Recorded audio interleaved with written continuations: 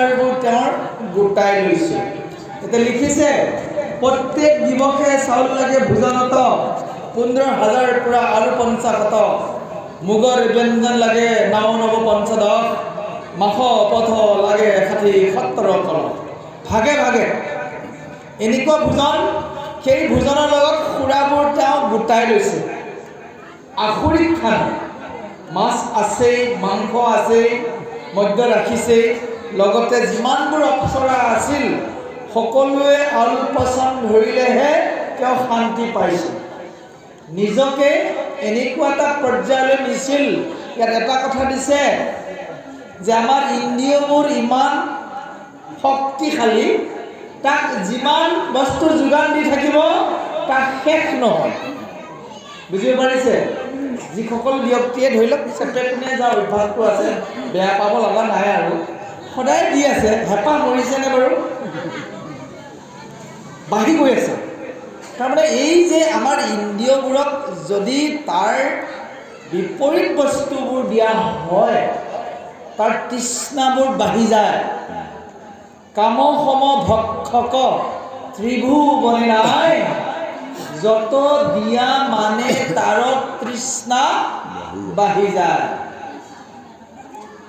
এই যে ইন্দ্ৰিয়বোৰক দমন কৰিবলৈ প্ৰথমে মনটোক সিদ্ধান্ত কৰিব লাগিব। এতিয়া চাব, মই আমিষ ভোজনক কেতিয়াও বিৰোধিতা নকৰোঁ, কিন্তু কেইটামান দিনত বিৰোধিতা কৰোঁ। যেনে একাদশী, অমাৱস্যা, পূৰ্ণিমা, দিন যোৱা, যি দুমাহী বুলি কয়, সিদিনা ব্যৱহাৰ নকৰে, শাস্ত্ৰসন্মত, আৰু বৃহস্পতিবাৰ। এইকেইটা ষ্টেচন বুলি কোৱা হৈছে। ডিব্ৰুগড়ৰ পৰা দিল্লীলৈ যেতিয়া ৰাজধানী এক্সপ্ৰেছ যায়, একেৰাহে গ'লে ক'ৰবাত গাড়ীখন জ্বলি যাব, কিন্তু যাব দেই। ট্ৰেইনখন যদি একেৰাহে গৈ থাকে ক'ৰবাত ইঞ্জিন গৰম উঠি যাব। গৰম নুঠিবলৈ গুৱাহাটীত ৰৈছেহি, কেলকাতাত ৰৈছেহি, ভাগে ভাগে। বুজি পাৰিছে? ঠিক সেইদৰে আমাৰ এই শৰীৰটোৰ এইটো এটা ইঞ্জিন। ইয়াত যদি প্ৰত্যেক দিনাই আমিষ দি থাকোঁ, ই 20-30 বছৰৰ পিছত নষ্ট হৈ যাব, গম পায় আপুনি? জয় কৃষ্ণ। কাৰণ বিজ্ঞানসন্মতভাৱে দিছে, এসাঁজ মাংস খালে হজম হ'বলৈ 22টা দিন লাগে। যদি কোনোবা ব্যক্তিয়ে 22 দিনৰ মূৰে মূৰে এসাঁজ খায়, তেওঁ নিৰামিষ ভোজনৰ সমপৰ্যায় হয়। কিন্তু যদি সঘনাই খায়, যিখিনি হজম কৰিব নোৱাৰে, আমাৰ ডাইজেষ্ট পাৱাৰে সেইটো ষ্টক কৰি যায়। সময় নাই, ষ্টক কৰি গ'ল। ষ্টক যে কৰিল, সি লাহে লাহে ভিতৰত থকা অগ্নিয়ে তাপ দি দি তাক শিল বনাই দিয়ে। কিছুমান মানুহ শুনিবচোন, বোলে গ'ল্ড ব্লাডাৰৰ অপাৰেশ্যন, ইমান সোপামান শিল লৈছে। কিয়? মানুহজনেতো শিল খোৱা নাই। আমাৰ শৰীৰত 5টা তত্ত্বৰে শৰীৰটো গঠন হৈছে। মাটি আছে, ইয়াতে বায়ু, উশাহ নিশাহ লৈ আছোঁ। ইয়াতে জল তত্ত্ব আছে, পানী আছে, একেবাৰে আমি পেচাব চেচাব কৰোঁ, শৌচ কৰাটোক সেইটো ভূমি তত্ত্ব বুলি কোৱা আছে। মন এটা আছে, সেইটো আকাশ তত্ত্ব। তাৰমানে ক্ষিতি, অপ, তেজ, মৰুদ্গম, এই 5টাই তত্ত্ব, বেলেগ তত্ত্ব নাই। এই 5টা তত্ত্বৰ বেলেঞ্চ ৰাখিব লাগিব। বেলেঞ্চ।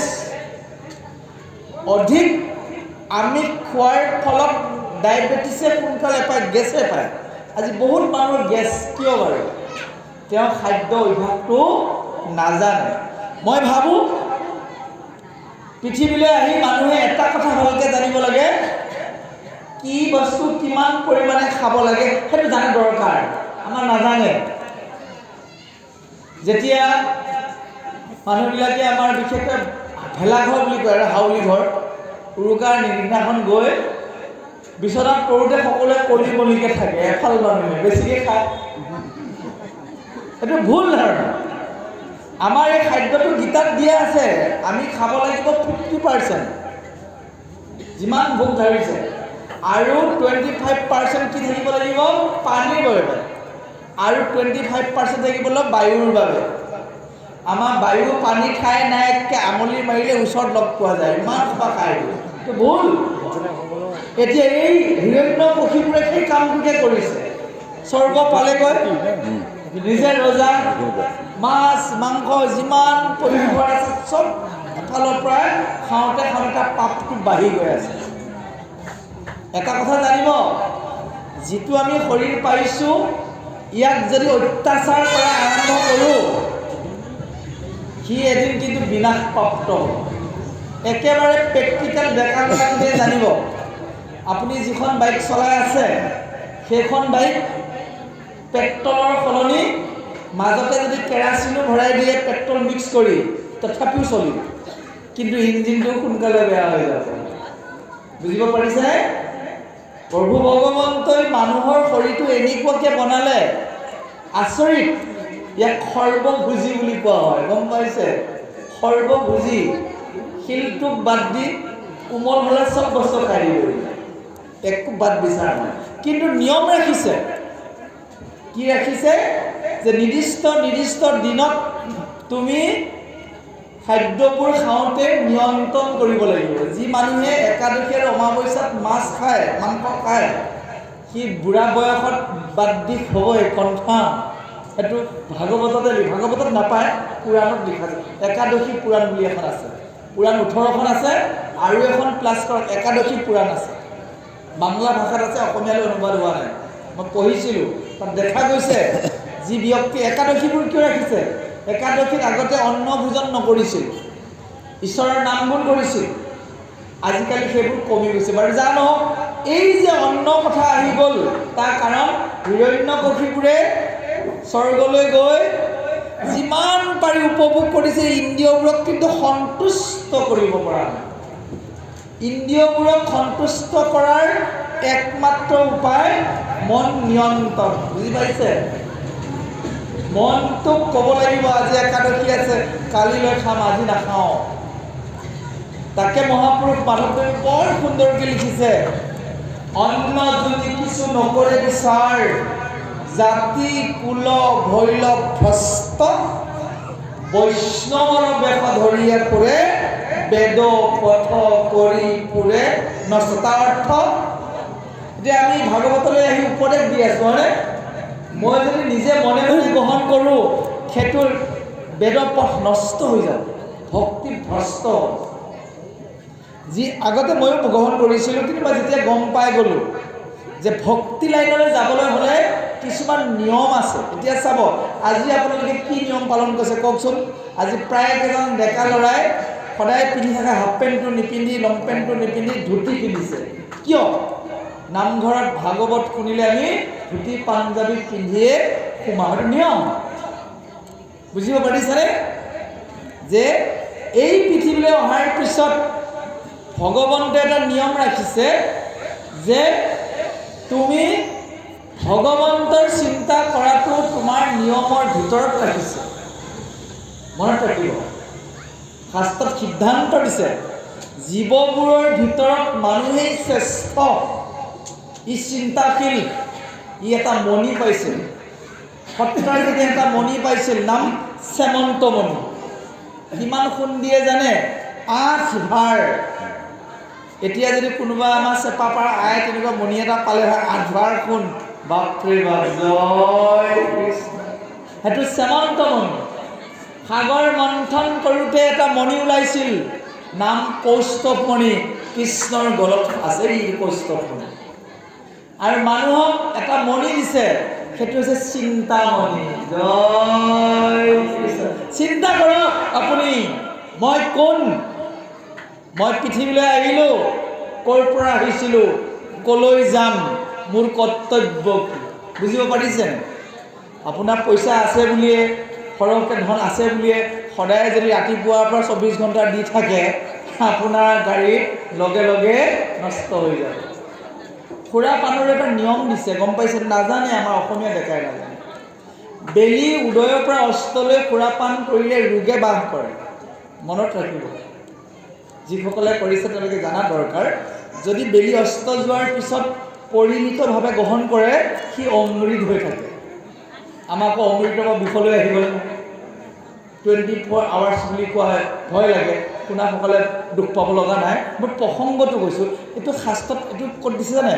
এইটো উৎপন্ন হৈছিল সাগৰ মন্থন কৰোঁতে। ইয়াৰ নাম বাৰুণী দেৱী আছিল। বাৰুণী দেৱীয়ে কৈছে মোক যদি ব্যৱহাৰ সঠিকভাৱে কৰা যায় মই 10 গুণ কাম বঢ়াই দিম। ঠাণ্ডা লাগি আছে, আপুনি পথাৰত নামিব পৰা নাই, কিবা কাম এটা আছে আপোনাৰ, সন্ধিয়া আপুনি 2 ঘণ্টা পানীত নামিব লাগে, ঠাণ্ডাৰ দিন, যদি তাক উপযুক্তভাৱে ব্যৱহাৰ কৰে ঠাণ্ডাটো নাথাকিব, সেই 2 ঘণ্টাৰ জেগাত 4 ঘণ্টা পানীত নামিব পাৰিব তাক যদি ব্যৱহাৰ কৰিবলৈ জানে। বাৰু বেয়া পাবলগীয়া নহয়, এইটো ভাগৱতত আছে, অষ্টম স্কন্ধত আছে। কিন্তু তাক যদি অপব্যৱহাৰ কৰে সি ওলটাকে মেৰিয়ে মাৰিব। বাইকখন ল'ৰাটোৰ কাৰণে খুব ভাল, কলেজলৈ যাবলৈ, নতুবা এতিয়া গৈ বাছটা ঘাটতে ৰ'ব লাগিব, আকৌ টুমটুমত ইমান ভাড়া দিব নোৱাৰি। কিন্তু বাইকখন যদি সি এক্সিলেটৰ দবাই ধমধমাই যায়, ক'ৰবাত পৰি যায়, সেই বাইকখনে তাৰ প্ৰাণ হানি কৰিব। এইবিলাক কথাই আলোচনা কৰা হৈ আছে যে নিয়মটো আমি কেতিয়াও উলংঘা কৰিব নালাগে। হিৰণ্যকশিপুৱে নিয়ম উলংঘা কৰি গ'ল। এই বাপজনে যিখিনি পঢ়ি গ'ল, ইয়াত এটা কথাই দিছে, তেওঁৰ ভোজন, তেওঁৰ শয়ন, তেওঁৰ জীৱন যাপন সম্পূৰ্ণ অনিয়মত গুচি গ'ল। এই অনিয়মত যাওঁতে যাওঁতে পাপৰ সংখ্যাটো বাঢ়ি যাব। হিৰণ্যকশিপুৰ অৱশেষত ইমান ধুনীয়া বৰ এটা পায়ো সি ধ্বংস হৈ গৈছিল। সেয়েহে হে সাধুগুৰু আই মাতৃ বৈষ্ণৱগণ, আমি প্ৰথমে চিন্তামণিটো ব্যৱহাৰ কৰোঁ যে মানৱ জীৱনৰ মূল লক্ষ্য কি? মানৱ জীৱনৰ মূল লক্ষ্য এই পৃথিৱীতেই গুৰুৰ চৰণত ক্ষমা জনাই কৃষ্ণত শৰণ লৈ ভগৱানক লগ কৰা প্ৰথম চৰ্ত। মৃত্যুৰ পিছততো আপুনি পাবই, ভকত হ'লেতো পাবই, কনফাৰ্ম। ভাগৱতৰ 6ষ্ঠ স্কন্ধত দিয়া আছে, অজামিল পাপী আছিল, যেতিয়া ঈশ্বৰৰ নাম ল'লে পাপ গুচি পুণ্য হ'ল, যমদূত গুচি বিষ্ণুৰূপে বৈকুণ্ঠলৈ লৈ গ'ল। নাম সৰ্বশ্ৰেষ্ঠ।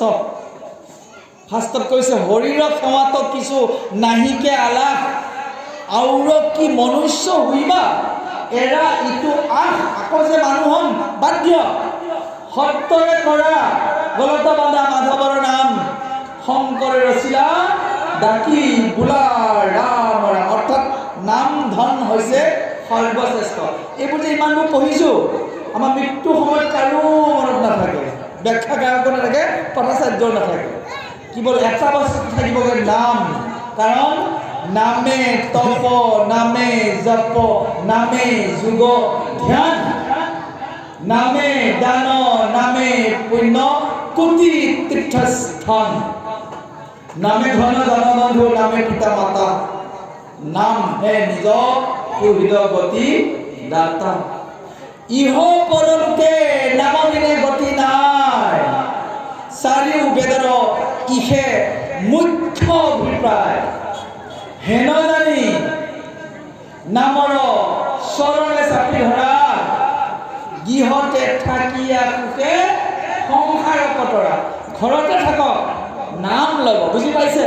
সেয়া নাম কোনোবাই জয় কৃষ্ণ, কোনোবাই ৰাধে কৃষ্ণ, কোনোবাই হৰে কৃষ্ণ বুলি কৈছে। আমি যেনিবা জয় কৃষ্ণটো কিয় সাৰোগত কৰি লৈছোঁ? ভাগৱতৰ প্ৰথম শব্দ জয় কৃষ্ণ, তাত লিখিছে দুবাৰ, জয় জয় কৃষ্ণ কৃপাময় মহেশ্বৰ, যাৰ আজ্ঞা শিৰে বহে ব্ৰহ্মা হৰিহৰ।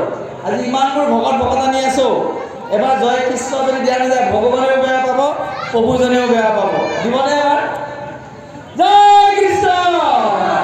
নাই, ভগৱান সন্তুষ্ট হ'লে ইমানবোৰ আছোঁ মানুহ, এইকণ মাত। এতিয়া যদি চাহ কৰিব দিয়া যায় কমিটিত, 20 লিটাৰ পানীত 2 চামুচ চেনি দিলে মিঠা হ'ব। ইমান সময় প্ৰভু বহি আছে, মাতটো যাব লাগে বৈকুণ্ঠ, তিনিখিনিয়ে পাৰ হোৱা নাই। জোৰকে কওক জয় কৃষ্ণ। এইবাৰ সন্তুষ্ট হৈছে। তাৰমানে চাওক, ভাগৱতৰ সময়ত সন্মুখত যদি জয় কৃষ্ণ ধ্বনি দিয়ে বহুত পুণ্য গোট খায়। মনত ৰাখিব, এইটো কীৰ্তনৰ অজামিল উপাখ্যানত লিখা আছে। হৰিৰ চৰণ চিন্তিয়া বেৰৈ, হৰি নাম লৈ ডাকি, সিদ্ধ মুনিগণে তাৰ যশ গাই, প্ৰশংসে স্বৰ্গতে থাকি। স্বৰ্গৰ দেৱতাসকলে চাই আছে। এই বৈকুণ্ঠলৈ গৈছে নে নামৰ ধ্বনি? অকণমান যদি আপুনি ভালকৈ বিচাৰ কৰে, ধৰি লৈছোঁ আমাৰ ৰোহিত বাপে ক'লে যে ডেকা মই জগন্নাথলৈ যাম বহাগ মাহত, ধৰি লৈছোঁ মোক ক'লে আৰু মই লগে লগে তেওঁক ক'লোঁ যাব মন আছিল, সময়টো নাই, 500 টকা এটা দিলোঁ, চেলেং এখন দিলোঁ, আপুনি তাত দি দিব। মই ভাগৱতত ঘূৰি ফুৰিছোঁ আৰু তেওঁ বহাগত ঘূৰি আহি যেতিয়া মোক জেঠত লগ পালে, তেওঁ আহি মোক কৈছে যে বাপজন আপুনি যে দিলে বস্তুকেইটা মই দি দিলোঁ দেই। চাওক, মই যোৱাই নাই জগন্নাথলৈ, মই দিয়া বস্তুটো ৰোহিত বাপে দি আহিলোঁ। ঠিক সেইদৰে মৃত্যুৰ পিছত বৈকুণ্ঠত যাম, তাৰ আগত ভাগৱতৰ সন্মুখত জয় কৃষ্ণধ্বনি বৈকুণ্ঠলৈ পঠাম। বুজি পাইছে? জয় কৃষ্ণ। আহক আমি শ্ৰৱণ কৰোঁ। কৃষ্ণ দেৱতাসকলৰ দ্বাৰাই বিষ্ণুক চব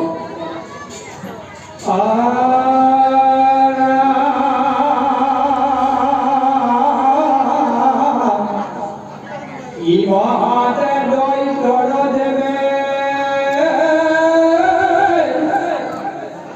বহুকাল গৈলা তাৰ উগ্ৰদলে ধৰিব পদনে পাইলা আন ঠাই ৰক্ষাৰে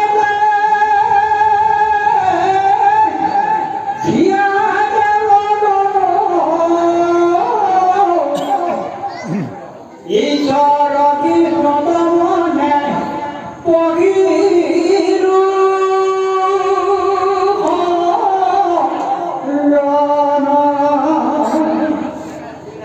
বৈকুণ্ঠ দয়াচন্দ্ৰ ঈশ্বৰ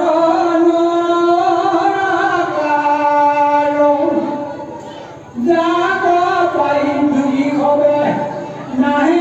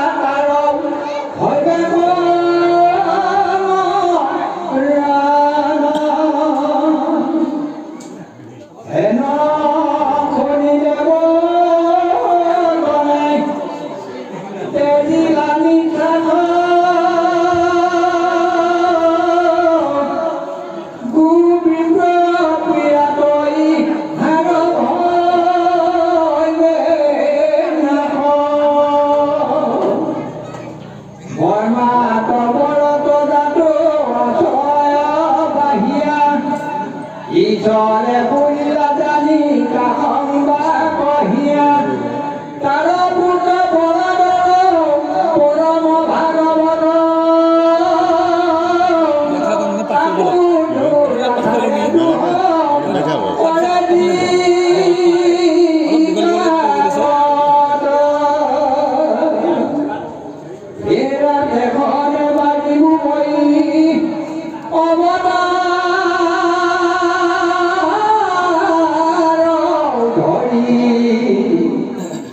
ইটো কথা তোমাক হিন্দু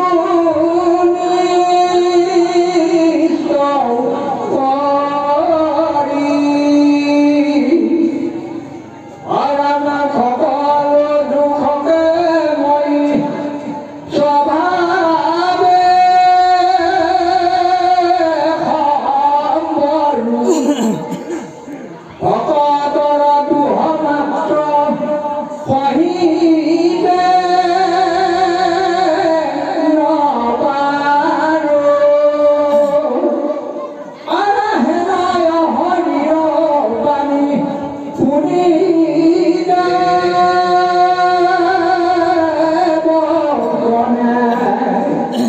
প্ৰণামী কৰিলা সদায়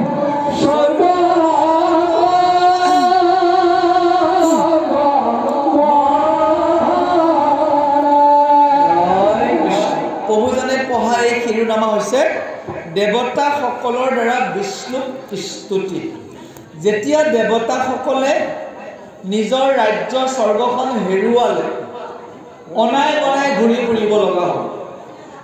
এই যে আলয় আথানি হ'ল, তেওঁলোকক খোৱা বোৱাৰ চিন-চাপ নাইকিয়া হ'ল, টোপনি মাৰিব নোৱাৰা হ'ল, কাৰণ হিৰণ্যকশিপুৰৰ চোৱাই খেদিয়ে ফুৰিছে। বিভিন্ন জাগাত ছদ্ম বেগ তুলি ঘূৰি ফুৰি খোৱা বোৱা এৰি গোটেইবোৰ শুকাই কিনাই হাড়ডালহে আছে। অৱশেষত তেওঁলোকৰ সৎবুদ্ধি হ'ল যে আমাৰ এই দুৰ্ঘোৰ বিপদত ৰক্ষা কৰিব পাৰিব কেৱল প্ৰভু ভগৱন্ত হৰিয়ে। এইটো বহুত ডাঙৰ কথা। আমি যেতিয়া কোনো কাম কৰি যাম অৱশেষত আমি কি কৰিব লাগিব? ভগৱানৰ শৰণাপন্ন হ'বই লাগিব। দেৱতাসকলে উপায়ন্ত হৈ বিষ্ণুৰ শৰণাপন্ন হ'ল, একান্তভাৱে তেওঁক স্তুতি কৰা আৰম্ভ কৰিলে, আৰু সেই স্তুতিত সন্তুষ্ট হৈ ভগৱানে দেৱগণক দেখা দিয়া নাই, আকাশবাণী কৰিছিল। আকাশবাণী মানে প্ৰভুৱে অদৃশ্যভাৱে থাকি যি শব্দ কৰে। আমি দশম স্কন্ধত পাওঁ যে যি মুহূৰ্তত দৈৱকীক কংসই লৈ গৈ আছিল, তেতিয়া দৈৱবাণী হৈছিল, হে মূৰ্খ কংস, যিজনী ভনীৰ বিয়াত ইমান আনন্দিত হৈছা, এই অষ্টম সন্তানে তোমাক মাৰিব। দৈৱবাণী। ঠিক সেইদৰে হিৰণ্যকশিপুৰৰ অত্যাচাৰ সহিব নোৱাৰি দেৱতাগণৰ যি বিলাই বিপত্তি হৈছিল, তাত প্ৰভু ভগৱন্তক সন্তুষ্ট কৰিবলৈ যিমান প্ৰাৰ্থনা কৰিছিল, সেই প্ৰাৰ্থনাৰ ফলস্বৰূপে ক'লে, হে দেৱতাগণ, তোমালোকে চিন্তা নকৰিবা, মই প্ৰহ্লাদক জন্ম দিয়াই বৈষ্ণৱ এজনৰ সৃষ্টি কৰাই তাৰ ধ্বংস মাতি আনিম, কাৰণ মই সকলো সহিব পাৰোঁ।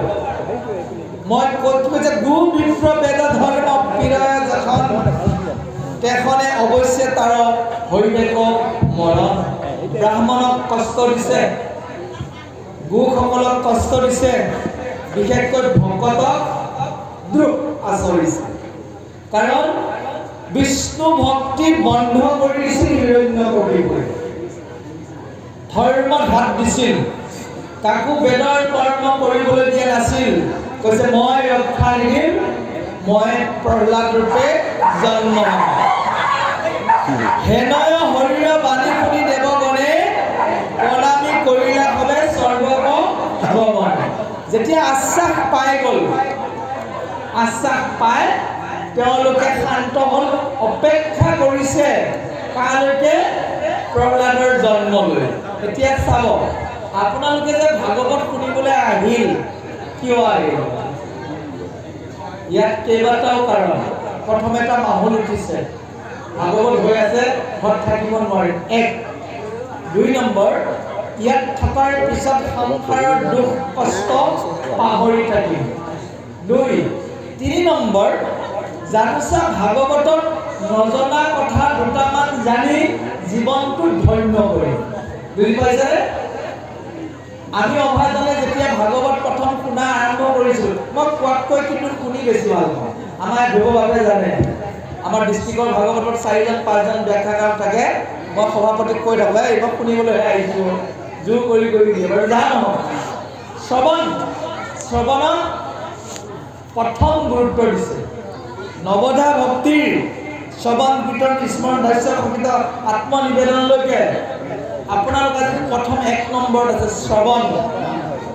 কীৰ্তনটোত খেলি মেলি আছে, কোৱা খেলি মেলি হ'ব পাৰে, পদ ৰৈ যাব পাৰে, পাঠা-চাঠে গাওঁতেও আকাৰ হচৰিকা খেলি মেলি হ'ব পাৰে, কিন্তু আপোনালোকৰ দুখ নাই, শ্ৰৱণ। প্ৰভু ভগৱন্তই কৈছে, মোৰ কথা যে শ্ৰৱণ কৰিব তেওঁলোকে মোৰ কৃপা পাব, কৃপা। আমি যে বহিছোঁ ভাগৱতত ভগৱানৰ কৃপা পাবলৈ। ভগৱানৰ কৃপা পালে কি হয়? জীৱনবোৰ ধন্য হয়, মনৰ মলবোৰ গুচি যায়, মানুহজন আধ্যাত্মিকৰ ফালে অগ্ৰসৰ হয়। আৰু আধ্যাত্মিক জ্ঞানৰ বাহিৰে শান্তি বোলা কতো বস্তু নাই। মানুহে নিজৰ খুচিমতে খোৱা বোৱা কৰিব পাৰে, শান্তি আছে নেকি? সেইখিনি সময়হে, পিছদিনা দেখিছে পকেট খালী, মোৰ টিংটিঙনি, ঘৰৰ গালি। কিন্তু ভাগৱত শুনি যাওক, মন আনন্দ, বেয়া চৰিত্ৰ এৰিম। ভাগৱতৰ এটা বিশেষ চৰ্ত আছে, মই আজি আপোনালোকক চৰ্তটো কৈ গৈছোঁ, কিন্তু ভগৱানে দিছে চৰ্ত। এজন মানুহৰ যিমানবোৰ বেয়া গুণ আছে, বেয়া গুণবোৰৰ এটা কিন্তু ভাগৱত শ্ৰৱণত এৰি থৈ যাব লাগে, এটা চৰ্ত আছে, গম পাইছে? এই চৰ্তটো মই মোৰ জীৱনত প্ৰয়োগ কৰিছিলোঁ। যেতিয়া প্ৰথম ভাগৱত শুনা আৰম্ভ কৰিছিলোঁ, ভাগৱত অধ্যয়ন কৰিছিলোঁ, তাত লিখা আছে, পদবিলাক মানুহৰ মনত নাথাকে কাৰণে পাহৰি যায়, যে এজন ব্যক্তি ভাল আৰু বেয়া গুণৰ সমষ্টি। ভাগৱত শুনি শুনি নিজে তেওঁ অধ্যয়ন কৰি নিজৰ বেয়া গুণবোৰ তেওঁ নিৰ্বাচন কৰিব, চিলেকশ্যন কৰিব, যে মোৰ বোলে খং বেছি, মোৰ বোলে লোভ বেছি, মই আনৰ উন্নতি দেখিব নোৱাৰোঁ, অলপতে মোৰ খং উঠে, ইত্যাদিবোৰ লিষ্টখন বনাবলৈ দিছে। আৰু প্ৰত্যেকখন ভাগৱততেই এটা এটা এৰি যাব দিছে। বুজি পাৰিছে? ধৰি লৈছোঁ আপোনাৰ 10টা বেয়া গুণ আছে, এনেকুৱা 10টা বাৰ্ষিকত আপুনি এজন ভাল মানুহ হৈ যাব। এইটো 7ম বাৰ্ষিক চলিছে, হয়নে? 7ম বাৰ্ষিক ভাগৱত আমাক প্ৰভুজনে কৈছে আহোঁতে, ঠিক সেইদৰে আগতে যদি জনাও নাছিল, এতিয়া আপোনালোকে লিষ্টখন বনাওক, ৰাতিটো চিন্তা কৰকগৈ অলপ হ'লেও, কি এৰিম বাৰু। যেনেকৈ আমাৰ জগন্নাথলৈ গ'লে এটা ফল এৰি আহিব লাগে, হয়নে? এজনে আকৌ যি ফল এৰিলে, মইতো শুনা পাই চক্কাই গ'লোঁ। মানুহজনৰ অকণমান বয়স হৈছে, দাঁত চাত নাইকিয়া হৈ গ'ল, ঘৈণীয়েকে কৈছে, এই বুঢ়া তই বৰ লোভীয়া দেই, কিবা এটা এৰি থৈ আহিবি। হাই, মই জানো নহয় বুলিছে। গ'ল জগন্নাথলৈ, আহিল ধুনীয়াকৈ, ঘৈণীয়েকে সেৱা চেৱা কৰি, মানে বহুত লোভীয়া যে, কিবা এৰিছে বুলি ভাবিছে আৰু। সুধিলে কি এৰিলে? মধুৰিআম এৰি থৈ আহিছোঁ। কিমান ডাঙৰ আছে, দাঁত নাই, খাব নোৱাৰে কাৰণে মধুৰিআম এৰি থৈ আহিছোঁ। সেইটো এৰা কথা কোৱা নাই, মই বুজি পাবৰ কাৰণে কৈছোঁ, কিন্তু সেইটো কথা কোৱা নাই। ডায়েবেটিছ মানুহে চেনি এৰি কি লাভ আছে? ডায়েবেটিছ হৈ আছে, সি আকৌ চেনি এৰিছে, আৰু নাখাতোৱে খাব মন গ'লেও নাখাব নোৱাৰে। অৰ্থাৎ আমি কোনটো ত্যাগ কৰিব লাগিব? আমাৰ বেয়া স্বভাৱ। আজি ডেকা ল'ৰাখিনিক মই এটা অনুৰোধ কৰিম, আপোনালোকে এটা কাম কৰিব, যে মই জ্যেষ্ঠজনক কেতিয়াও টানকৈ নকওঁ, ধৰি লৈছোঁ। সেইটো যদি আপুনি প্ৰতিজ্ঞা কৰিব পাৰে, দেখিব আপুনি প্ৰত্যেকজন ডাঙৰ ব্যক্তিৰ মৰমৰ পাত্ৰ হ'ব। আজিলৈকে মোৰ নিজৰ জীৱনৰ অভিজ্ঞতা মই যেতিয়া গম পাইছিলোঁ যে অভিবাদন শিলেশ্য বৃদ্ধম নিত্যম উপাসীবেন তস্য সত্তাৰি বধন্তে আয়ু পৰ্যায়যশুবম।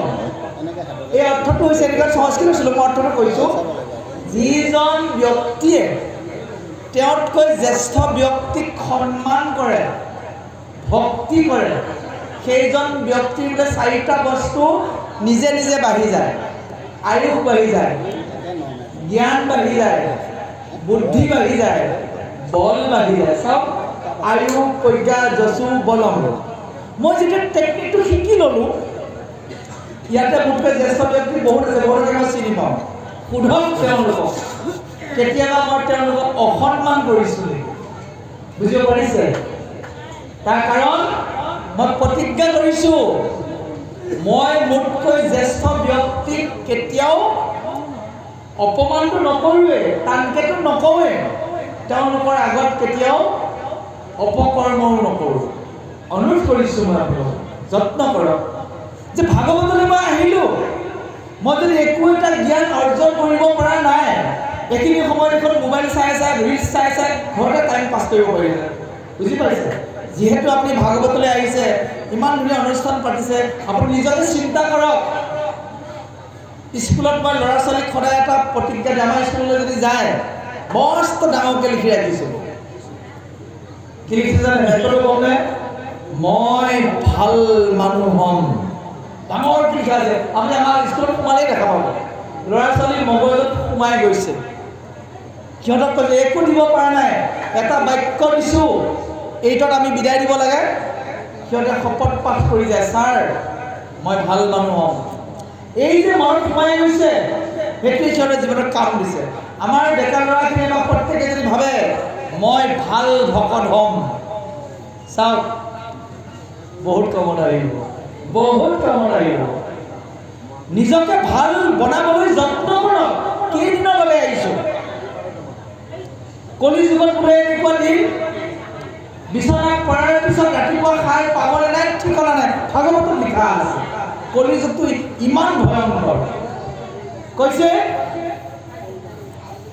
যে যিজন ব্যক্তিয়ে ভগৱানক অৰ্পণ কৰি ৰাতি শুবলৈ নাজানে, তেওঁ কিবা কাৰণত উশাহ বন্ধ হৈ ৰাতিয়ে মৰিব পাৰে।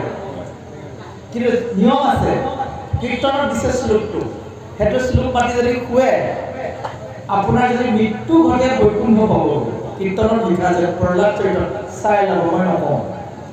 প্ৰহ্লাদ চৰিত্ৰত লিখা আছে অতি সুন্দৰভাৱে দেহ অৰ্পণ। সেই মন্ত্ৰটো যেতিয়া মাতি ল'ব, আপুনি পিছদিনা সাৰ পাব, নিশ্চিত হৈ আছে। এইবিলাক নিয়ম আমি ক'ৰবাত ভাগৱতৰ পৰা শিকিবলৈ, কাৰণ এইখন গোটেই ভাগৱতত আমি গোটেইখন নিশিকোঁ, আজি কেৱল সপ্তম স্কন্ধৰ কথা শিকিম, কিন্তু ভাগৱতত থকা প্ৰায়খিনি কথা আমি থুলমূলকৈ জানি যাব লাগিব। তাৰ ভিতৰত যুৱ বন্ধুলৈ অনুৰোধ কৰিছোঁ, বৃদ্ধ অৰ্থাৎ আপোনালোকতকৈ জ্যেষ্ঠ ব্যক্তিক সদায় সন্মান কৰি যাব। আৰু প্ৰতিজনলৈ অনুৰোধ যে মই এজন ভাল ভকত হ'ম। এইটো প্ৰতিজ্ঞা বহুদিনে মই নিজে কৰিছিলোঁ। সফল কিমান হৈছে মই নাজানো, কিন্তু মোৰ খোৱা বোৱা, চিন্তা ধাৰণা ইত্যাদিবোৰ মই সলনি কৰিছিলোঁ ভাগৱতত। সেয়েহে আজি বিনম্ৰভাৱে অনুৰোধ কৰিছোঁ, এই হিৰণ্যকশিপুৰৰ কাহিনীতেই যে যিমান অত্যাচাৰী হ'ল, তেওঁ যদি ভাল হ'ম বুলি অকণমান নিজকে যত্ন কৰিলেহেঁতেন, হিৰণ্যকশিপুৰে ইমান ডাঙৰ বৰটো পোৱাৰ পিছত নমৰিলহেঁতেন। কিন্তু মৰিব পাৰিব। বাৰু যা নহওক, ভগৱানে ধুনীয়া কথা এটা কৰিলে, বৰ আগুৱাই হওক, এইটো দিছোঁ। ৰাইজে শুনক, ৰাইজে শুনক, ঠিক আছে। আলোচনা ৰসময় হ'ব লাগে, ভক্তিবোৰ সেইটোৱে জানিব। প্ৰভুজনলৈ দিয়ক কৃষ্ণ। প্ৰভুজনা হয়, এতিয়া আপুনি আমাৰ সকলোকে ভকত হ'বলৈ কয়, নহয় জানো? এতিয়া প্ৰথমতে আমিতো ভকত আৰু বৈষ্ণৱ, হয়, হয়, আমি এতিয়া সম্বোধন কৰিলেও কওঁ, আমি ভাগৱতলৈ অহা ভকত বৈষ্ণৱসকল, ভকত বৈষ্ণৱ বৃন্দ, নহয় জানো? এতিয়া আপুনি আমাক ভকত শব্দটো আমি এনেই ধৰি লওক, এই আমাৰ বয়সস্থ মানুহ তাত এনেকুৱা অৰ্থত বুজি পাওঁ, কিন্তু যে ভকত এই শব্দটোৰ কিবা বিশেষ তাৎপৰ্য আছে নেকি আৰু বৈষ্ণৱ শব্দটোৰ কিবা বিশেষ তাৎপৰ্য আছে নেকি? ধন্যবাদ। তেওঁ হয় না জয় কৃষ্ণ? জয় কৃষ্ণ। প্ৰশ্ন সুধিছে ভকত আখৰ কেইটা আছে? 3টা। এই শব্দকেইটা মই প্ৰথমে পদেৰে কৈ বুজাই দিছোঁ। ভ শব্দে ভগৱন্ত, কি ভগৱন্ত, আৰু এটা হৈছে ভৱ বিমোচন, যিজন ভগৱন্তৰ গুণানুকীৰ্তন কৰি মই সংসাৰৰ পৰা ভগৱানৰ ওচৰলৈ যাম। ভ শব্দে ভগৱন্ত ভৱ বিমোচন, ভজন ভক্তিত পূৰ্ণ ৱন্ত যিটোজন, যিজন ভকতে প্ৰাৰ্থনাৰ মাজেৰে ধ্যানৰ মাজেৰে ভগৱানক নমাই আনি দৰ্শন কৰিব পাৰে, সেইজন ভকত। ভটোৱে এতিয়া কটো আহিল। ক শব্দে কৃষ্ণ ভজি পবিত্ৰ পৰম, আত্মাক মানন্ত কৃষ্ণ সমস্ততে হম। তাৰ অৰ্থটো বুজাই দিছোঁ। ভকত হ'বলৈ হ'লে কৃষ্ণৰ একান্ত সেৱক হ'ব লাগিব, আৰু আপোনাৰ হৃদয়ত সেই কৃষ্ণ আছে মানিব লাগিব। আৰু সকলোৰে হৃদয়ত কৃষ্ণ আছে কাৰণে কাকো মই হিংসা কৰিব নোৱাৰিম। জয় কৃষ্ণ। ক ত শব্দে তৰণৰ উপায় শৰণ, হৃদয় পংকজত ধৰে কৃষ্ণৰ চৰণ। তটোৱে বুজাইছে আমি গুৰুৰ ওচৰত শৰণাপন্ন হ'বই লাগিব। গুৰুৱে কি দেখুৱাই দিব? কৃষ্ণক দেখুৱাই দিব। সেই কৃষ্ণৰ ৰঙা চৰণ হৃদয়ত ধৰি লাগিব। আচলতে কৃষ্ণৰ চৰণ মানে ভাগৱতৰ ছত্ৰ ছায়াত, নামৰ ছত্ৰ ছায়াত ভকতৰ সংগত থকাটোক কৃষ্ণ চৰণ বুলি কৈছে। মই যদি গুৰুৰ ওচৰত শৰণাপন্ন হ'লোঁ, হৈ উঠি যদি কোনোদিন ভাগৱতলৈ নগ'লোঁ, ভকতৰ সংগলৈ নগ'লোঁ, ঈশ্বৰৰ কথা নাপাতিলোঁ, মই শৰণ লোৱাই নোলোৱাই কিবা কাম আছেনে বাৰু? ত শব্দে তৰণৰ উপায় শৰণ, হৃদয় পংকজত ধৰে কৃষ্ণৰ চৰণ, এহিকে জানিবা ভকত নিশ্চয় নিজে তৰি পুৰুষ উদ্ধাৰ কৰে। ভকতজনে 21 পুৰুষ উদ্ধাৰ কৰে। এতিয়া ভকত হ'বলৈ ভগৱন্তক চিনি পাবৰ কাৰণে আপুনি জ্ঞান অৰ্জন কৰিব লাগিব। আমি যে ভাগৱত শুনি আছোঁ তাৰ অৰ্থ ভগৱানক জানিবলৈ আমি যত্ন কৰি আছোঁ। আৰু কৃষ্ণই কৈছে যিহেতু জগতৰ ঈশ্বৰ অকল ভগৱান কৃষ্ণ, বাকীবিলাকক কিন্তু আমি হৃদয়ত স্থান দিব নোৱাৰিম। বুজিব পাৰিছেনে? কিন্তু কাকো নিন্দাও নকৰিম, বন্দনাও নকৰিম, কৃষ্ণক সৰ্বশ্ৰেষ্ঠ। আৰু ভগৱানক নমাই অনাৰ, বৈকুণ্ঠৰ পৰা নমাই অনাৰ পদ্ধতি, হৃদয়ত দৰ্শন কৰাৰ পদ্ধতিটো কিন্তু জানি ল'ব লাগিব। তৰণ মানে কি চাব? ধৰি লৈছোঁ ব্ৰহ্মপুত্ৰখন মই সাঁতুৰি পাৰ হ'ম। মই যদি নিজে সাঁতুৰি পাৰ হ'ব নাজানো, কাৰোবাক তৰাব পাৰিমনে বাৰু? এজন বৈষ্ণৱ যদি বংশত উপৰ্যে জন্ম হয় 21 পুৰুষ উদ্ধাৰ হয়।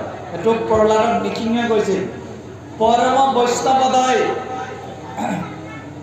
যিখন ঘৰত উপজিলি, তোমাক মই এইবোৰ কথা ক'ব নালাগে, 21 পুৰুষ কৰিবি উদ্ধাৰ। ঠিক সেইদৰে এতিয়া ভকত হ'ল নিজে তৰি পুৰুষ উদ্ধাৰ। এতিয়া বৈষ্ণৱ ভকতৰ আৰু এটা সংজ্ঞা আছে। মহাপুৰুষ শংকৰদেৱে কীৰ্তনত লিখিছে, পাখণ্ড মৰণ চাব, হৰিৰ নাম লয়ে মাত্ৰ কৰিতে উচিত যজ্ঞৰ পাত্ৰ, কলিত হৰি নাম ঘোষি কলিত নিশ্চয় হুইৰে লোক ভকত। কলি যুগত ঈশ্বৰৰ নাম উচ্চাৰণ কৰিলেই ভকত হৈ যাব, ভকতৰ সংজ্ঞা। কিন্তু ডিপাৰ্টমেণ্ট আছে, উত্তম ভকত, অধম ভকত, মধ্যম ভকত, অত্ಯುত্তম ভকত আছে। বুজিব পাৰিছে? ইয়াতে এনেকুৱা ভকত বহি আছে মোৰ সন্মুখত, কোনোবাই হয়তো পূৰা নিয়ম নীতিৰে চলিছে জীৱনটো, দুজন মানে হয়তো চলিবলৈ চেষ্টা কৰিছে, আৰু কেইজনমানে ভাবিছে কৰিম আৰু। বুজিব পাৰিছেনে? কিন্তু এতিয়া গোটেইখিনিকে কি ক'ব লাগিব? ভকতে ক'ব লাগিব। কিন্তু ইয়াৰ ভিতৰতে কিছুমানে আমাতকৈও ভাল ভাল নিয়ম অৰ্জন কৰি বহুত ওপৰত আছে। কোনোবাই হয়তো ভাবি আছে ময়ো হ'ম এইটো ভকত। বৈষ্ণৱ বহিত ডাঙৰ প্ৰশ্ন। বৈষ্ণৱজন হৈছে ভগৱন্তৰ পাৰিষদ তুল্য। পাৰিষদ তুল্য। তেওঁ বেদৰ নীতি নিয়মৰ বাহিৰে কিঞ্চিতো লৰচৰ নকৰে আৰু ভগৱানে বেয়া পোৱা কাম একো নকৰে। প্ৰভু ভগৱানে বেয়া পোৱাৰ ভিতৰত ভকতৰ কথাটো বেলেগ আৰু পিঁয়াজ নহৰু বেয়া পায়, বৈষ্ণৱজনে কিন্তু সেইটো কৰি দিয়ে। জানিবলগীয়া কথা কি ভকত বৈষ্ণৱৰ পাৰ্থক্য আছে। ভকতজনে খিচিৰিত তেল মাৰিছে পিঁয়াজ যে খাবও পাৰে, একো নাই, ভাগৱতৰ একাদশ স্কন্ধত লিখা আছে। কিন্তু বৈষ্ণৱজনে কিন্তু সেইটো গ্ৰহণ নকৰিব। বৈষ্ণৱ বিশেষভাৱে 12 বৈষ্ণৱ লেখকেইটা দিছে। ব্ৰহ্মা মনোহৰ কপিল কুমাৰ শুক ভীষ্ম বলি ৰায় নাৰদ প্ৰহ্লাদ জনক আমি কি বাৰ্যদান সমুদায়।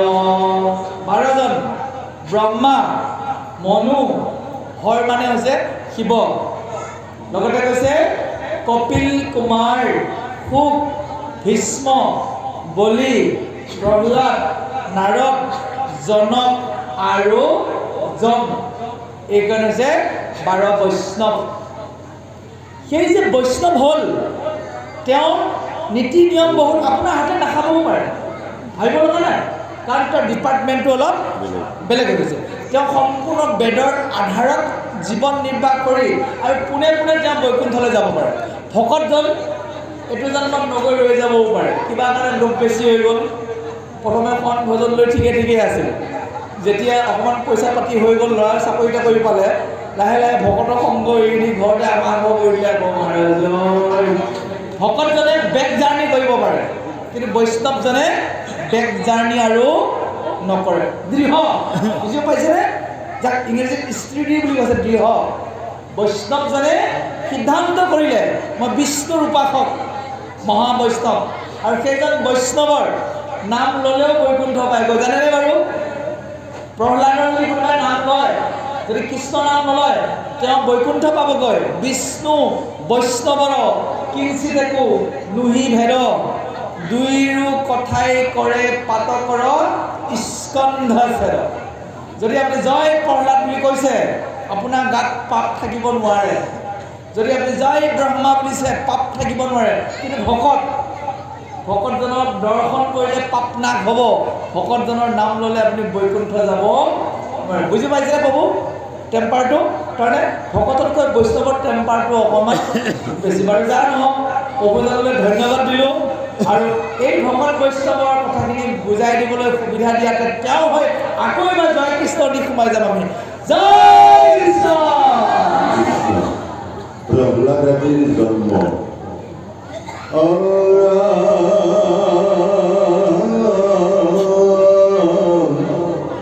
কৃষ্ণৰ প্ৰসাদে সবে যত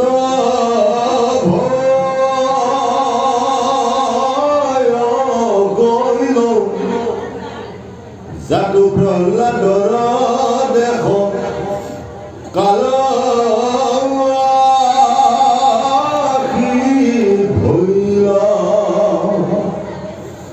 দৈতেন্দ্ৰ মহিষিক মজাৰ তাত জাত ভৈলা চাৰি পুত্ৰ নিবাৰ তাৰাৰে মাজত গুণে প্ৰহ্লাদ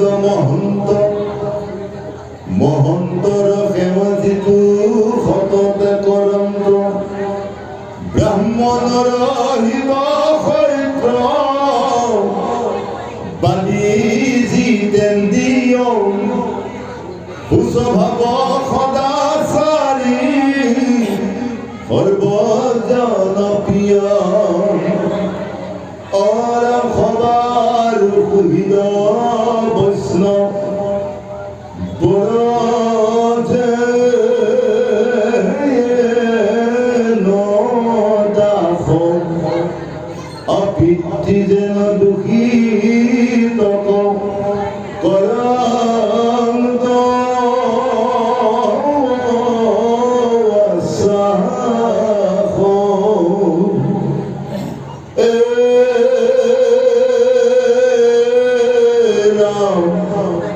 ভাতৃ সমস্নেহ কৰে সামান্য জনত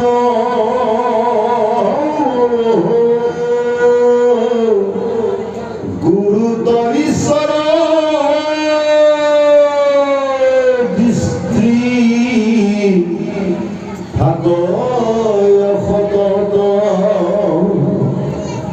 বিদ্যাৰূপ কুল ধন জনগুণ অন্ধ্ৰ তথাপি কিঞ্চিত গৰ্ব ভাৱনুহি কন্দ্ৰ নুহিকা উদ্বিগ্ন চিত্ৰ দুখ চয় পাই ইহবৰ লোকৰ সুখৰ স্পৃহা নাই বস্তু বুদ্ধি নাই কয় কোনো বিষয়ত প্ৰাণ মন দেহ বুদ্ধি সতত সংযত কোনো বিষয়ত বাঞ্ছা নাহিকে কিঞ্চিত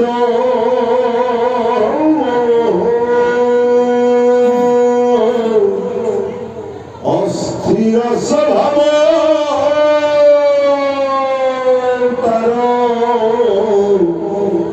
নাহি কদাচিত যত মহ গুণ হব কহে বিক্ৰয় সিটো গুণ খবৰ ইদানি প্ৰকাশ যেহেন হৰিৰ গুণ সৰ্বলোকে গায় প্ৰহ্লাদৰ নামতে জগত নাই জাগদেৱ কবু সাধু কথা প্ৰসংগ মহাসাধু বুলি হয় সমস্ত আমি নানা গুণ কহু তাহালে মহিমা অবিশেষ দেখাই মাত্ৰ নাহি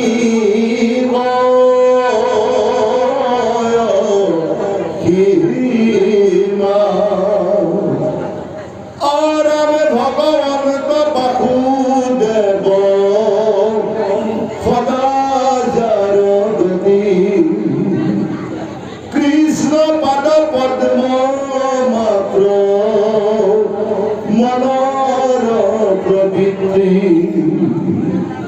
বালক কালতে নাহি কিৰিবাৰ চিত্ৰ কৃষ্ণ কৰি সংযত মন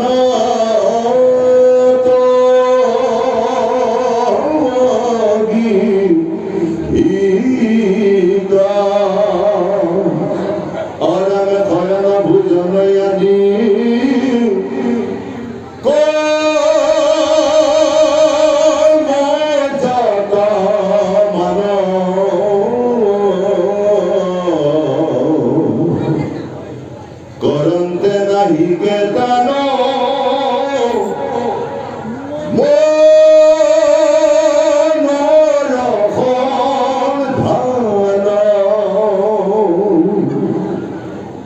কোনো বেগে বহি আছি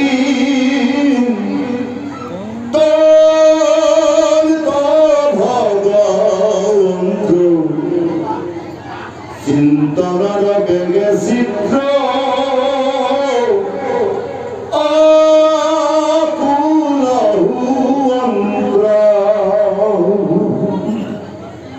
এতকাল ব্ৰেথে বইল বিনে লক্ষ্মীপতি এহি বুলি চন্দন্তক ৰন্ত মহামতী অজিত হৰিগ নিজ ভগত দিন হেন দেখি আনন্দে দেহা সন্তমহ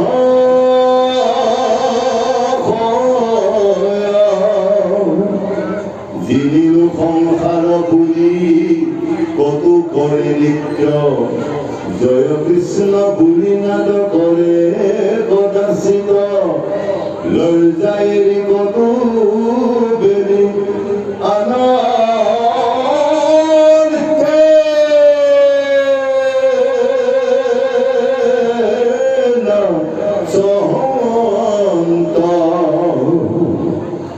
কোনো বেলাই চৰত ভাব